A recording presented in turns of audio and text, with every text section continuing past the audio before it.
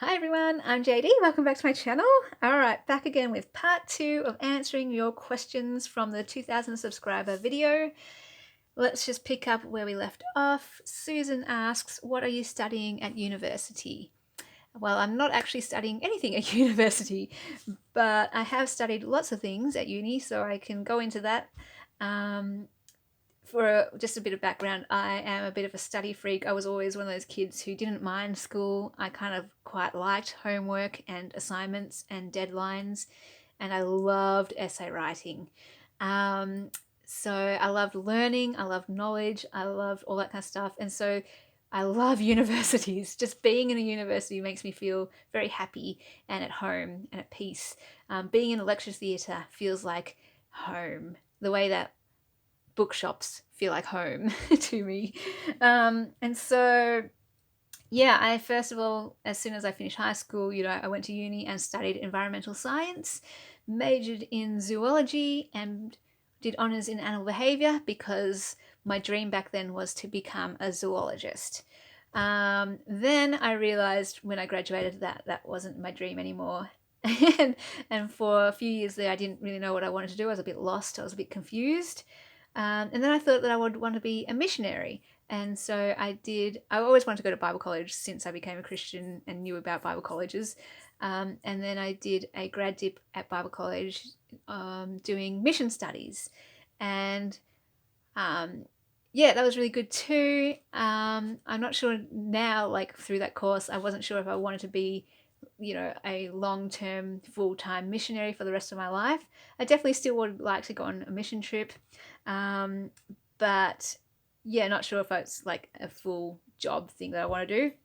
And having said all this, I don't regret any of my university courses. I absolutely loved learning about zoology. It was a ball. Like, I love learning about lots of things though, so that's not hard. But it was absolutely amazing. And I had the best time there. It was no regrets at all. And all the same with every course that I've done, because I've got a lot of courses to get through. So the next course after the mission studies one was a master's of writing and literature. So by this point, I had finally accepted the fact that I'm a creative person. I actually embraced it and started pursuing it, because prior to this, I thought that the creative jobs weren't real jobs and that people would look down on me for, wanting to be a writer or artist or anything like that. But finally, I just realized, no, I'm just going to do what I love to do. And no, don't worry what other people think. And so I did a master's of writing and literature, and it was awesome. Oh my gosh, yeah, definitely loved it. When you really love a topic, like I love lots of topics, but writing is my number one passion. So it was really good. After that, I then did one semester of creative writing at a different Bible college. And out of all the courses, this one has just been amazing. I did intend to finish it, but life happened and Willow Band Journals happened, and so I stopped. And I might go back to it in the future, but the only reason I kind of did it, well, one of the reasons was just because writing gives me joy, and I love studying and learning about writing, so I did it for that. And something to do, to avoid boredom. And so I absolutely, I can't even put into words how much that semester alone impacted me. Oh my gosh, it has just, wow, it opened my eyes to the value of writing, which I always kind of knew, but my whole life I felt guilty, a sense of guilt for writing, wanting to write, because it'll be like, what value does it add to the world? Like, doctors and lawyers and teachers, you can actually see what they do, helping people. But a writer, what do they do? But this course really just showed me how God can use all talents and skills and passions for his glory and to help others. And I already knew that. I just had to see this in this perspective, because books, they've changed my life. They've helped me in so many ways. And God has used books in my life to change me, to give me something good in my life. And so, of course, there's value in writing. And I just had that course, finally got it through my head that it was okay to write. Anyway, so that just blew my mind. And just the things it taught me about storytelling and the imagination and creativity, it's just given me such a greater belief in it, in the value of it, and in using it to glorify God. And I just could talk about that all day, but let's not. Let's move on to the next question. When you glue a napkin to paper, do you Mod Podge on top of it? Here are some of my napkins. No, I do not Mod Podge. I just use the simple glue stick to glue it down really, really thoroughly, though, hopefully so it doesn't peel up. Although I don't really mind if it peels up, because I like the handmade look, and I'm okay with rustic and all that kind of stuff. And I love the feel of the napkin, the texture, and it's so flat and smooth, and I just like it as is. Having said that, I do want to try and experiment with other methods, sealants and things, and I'll see if I like it or not. But yeah, for now I really just like it how it is. Sandy, will you do more envelopes? I enjoyed that video a whole lot. Well, which envelopes are you talking about? Not sure, but I'll be doing all of them anyway. So I'll be doing more of these, I'll be doing more of these, and I'll be doing more embellished envelopes. I do love using napkins and making envelopes, so yeah, I will be doing that. Judy, why the name Keanu for your kitty? Well, I will link that video below of when I first got him. He was so tiny. Seriously, just watch it. He was so cute. I occasionally will just play that video for my own self just to see how small and cute he was. But in that video I also share about how I got him and the story behind his name. But I'll share it here again, of course. So my auntie, one of my aunties when I was a kid, had a cat. She had a couple cats or a few cats, but one of them was black, and its name was Keanu, and it was a girl. So I was very confused because, you know, Keanu Reeves was a guy or is a guy, and I was like, huh, how does that work? But they called it Kiki for short, and I love that name, Kiki, and I adored Kiki.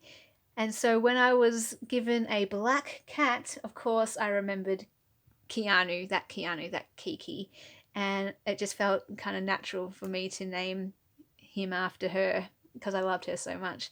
So it's Keanu, and he's a male, so it works. But I kind of like the fact that he's male, so he can be separate. Like, he's got his own identity. I'm not sure if he was a girl. I probably don't think I would have called him Keanu, but because he's a boy, I was like, yeah, I'm okay with copying that name. And actually, yeah, in that video I said that I'd call him Keo for short, but that didn't happen. It's Keanu. And now I finally understand why parents would always call their kids by their full name. You know, at school I'd always be like, why do you call Nicholas Nicholas when all of us call him Nick? But now I get it. It's like, no, it's Keanu. It's not Keo. Anyway, Kathy, are you married or single? I am single. AJCA, what themed journal do you want to do that you haven't done yet? Oh, so many, my goodness. I definitely want to do the Snuggle Pot and Cuddle Pie journals. That's been in the works, in the back of my mind, I should say, for a whole year now. And I'm just waiting for, I guess, well, previously I was waiting for my skills to develop.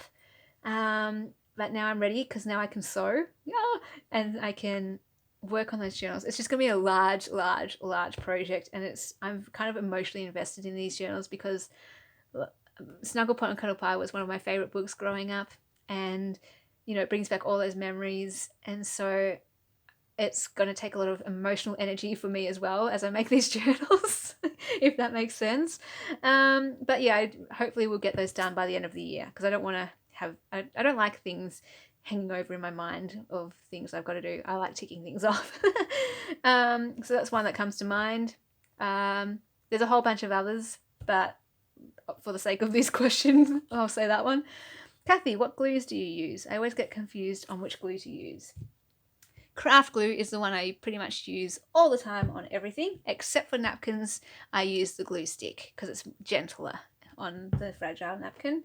I do use fabric glue if I'm using fabric, but also I just use it. I use these interchangeably, really. I also just going to show you all my glues. I love to use my double-sided tape, And then these two are recent additions. This is double-sided tape as well, but it's much easier. I like how it's just so much easier and you don't have to peel the backing off and cut it. And this one is my travel glue stick, my glue pen. So that's kind of fun. Nice and compact. This one I'm not sure if I'd get again. It is kind of handy, but you know, I could just use this. I don't know, we'll see. Oh, okay. Oh, we're up to the next page. Getting through them. Karina, how do you come up with all these ideas? What inspires you?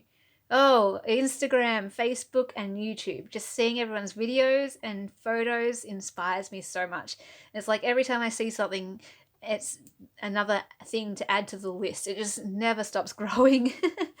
And then also just like if I have materials, the materials themselves will inspire something. So if I've just got a lot of purple stuff, I keep using that as an example, that will inspire a purple journal. If I've got a lot of, I don't know, ballet ephemera, that will inspire a ballet journal. So yeah. And often I might just see things like just different techniques as well, and I will be like, oh yeah, twine binding, I want to try that. Or yeah, I want to try, I don't know, I'm trying to think of other techniques. That's the only one that's coming to mind at the moment. But yeah, so YouTube, Instagram, and Facebook. Michelle, how long have you been making junk journals? So I discovered junk journals in August 2017. So it has been just over 2 years since I've been making journals. That's pretty cool. Cynthia, I'm a nosy sort and wondered how old you are and who your family consists of. I am 34. I just turned 34 on Monday. No, Sunday. I turned 34 on Sunday.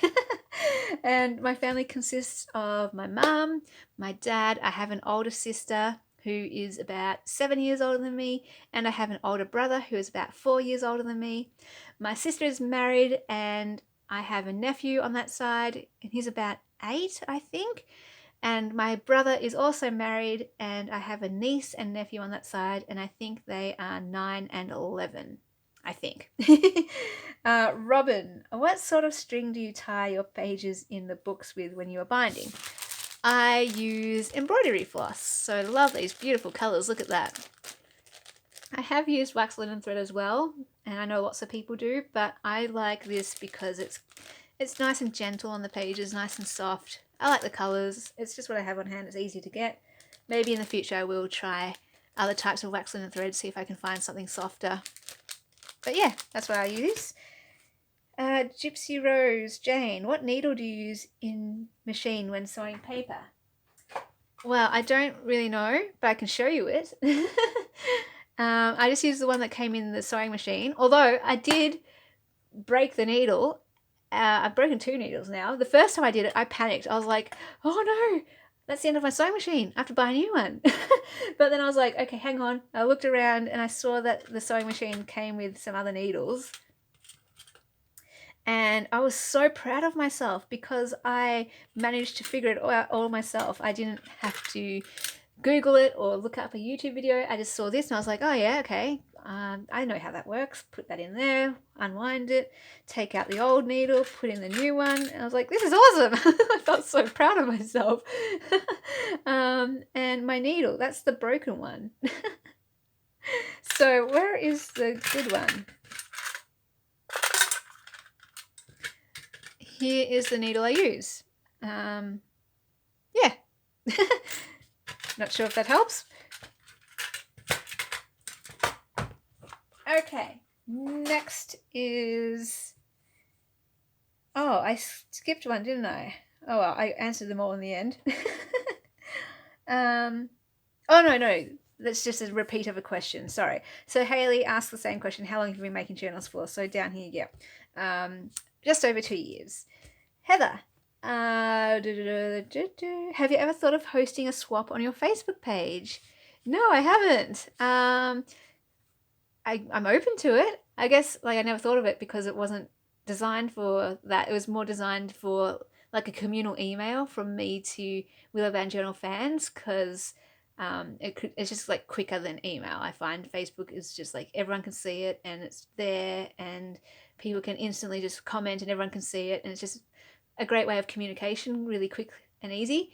So that's why I did it, and so people could also show um, their journals that they made from the Make a Junk Journal with Me series. And so they could ask me any questions as well. It's just an easy, better accessible way to contact me. So yeah, I wasn't ever thinking of hosting a swap, but like I said, I'm open. If you guys have any ideas of what kind of swaps you want to do, like a journal swap, or I don't know, let me know. How did you start doing journals? Okay, well, that was that night in August 2017. I discovered it on YouTube, and it was Johanna Clough and Amity Bloom and a whole bunch of others when I just was looking up all these videos. And that's how it started. I was just so inspired. It was like this God significant moment. I could feel it. I've never been so inspired in my entire life, it felt like almost. I was just jumping out of my skin. And right then and there, like I was just watching YouTube as a thing to do before bed. And then all of a sudden it's like, 12 o'clock at night? And I'm like, nope, forget bed.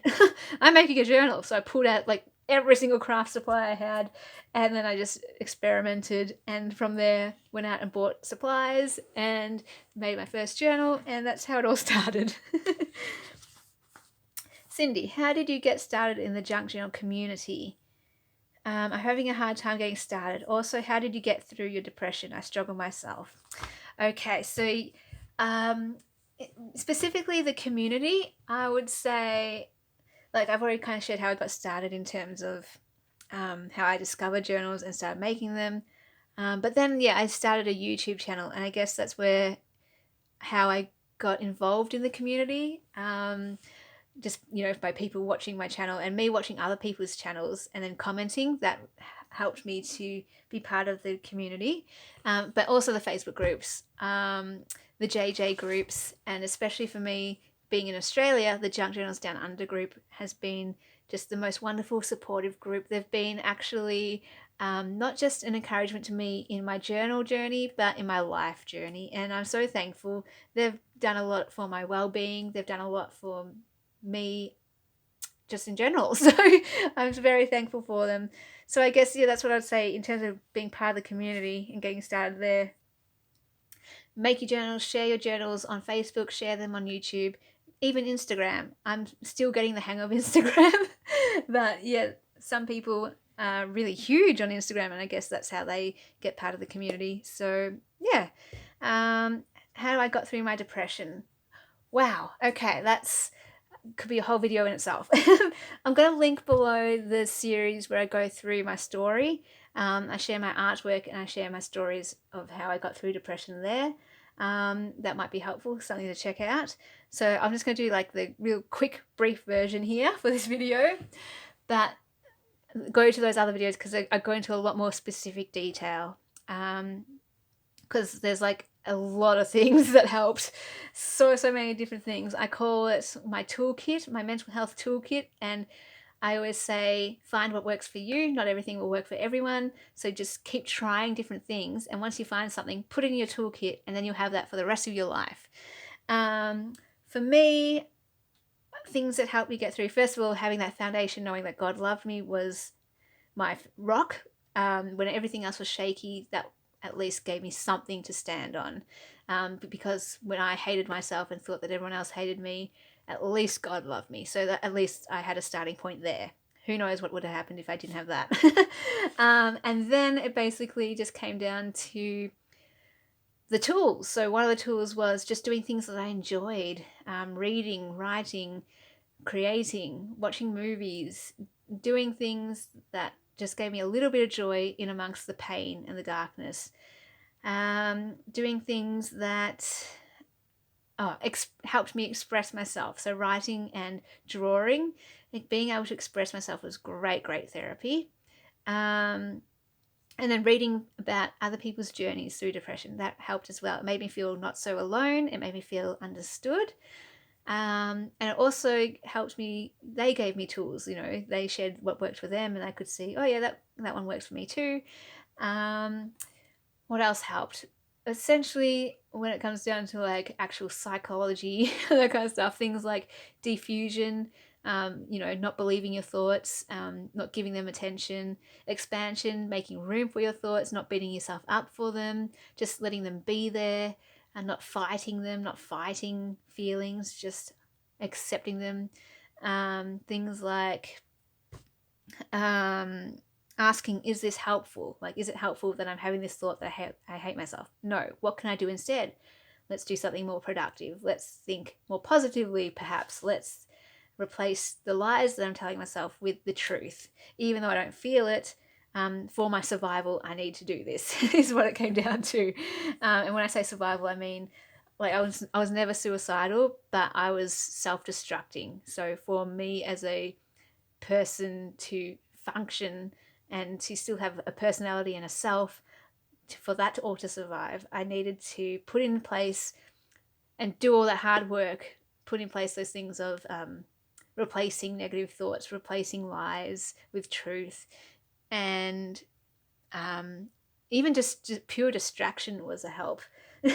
Sometimes you can get so caught up in your thoughts and just distracting myself, you know, going to the beach or listening to music or just watching a movie and having that escapism even was helpful, just for a moment to give me a bit of relief. And then talking to people, that came later in my journey, but eventually when I started telling people, oh, the shame just disappeared and it was like a burden off my shoulders. And I was like, why didn't I do this before? Because I just realized that there was nothing to be ashamed about, and hiding it was such a struggle. And once I could stop hiding it, it was just like half the depression was gone there. So talking about it, finding other people who understand to talk to about it too, because not everyone is safe to talk about. Yeah, some people don't get it. Some people aren't going to say helpful things, but people who understand and get it, yeah, they're going to be much safer to talk to. So find people to talk to about it, I suppose. How else did I get through it? Finding my purpose, that was another thing. So I'm not feeling guilty for the things I loved and not feeling guilty anymore for the things that I enjoyed and not feeling guilty for my own purpose. So for me, it's like, you know, writing and creating is a big part of who I am and my purpose, I believe now, but actually owning that and then just running with it, that was really helpful. So yeah, because yeah, boredom could cause depression for me, and feeling meaningless could cause depression for me. So once I found meaning in my life and purpose and just focus on doing things I enjoyed and that interested me, that just lifted the depression so much.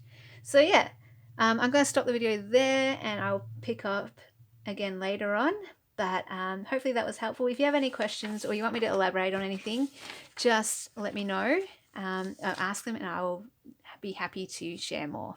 Thanks guys. I'll see you in the next video. Bye.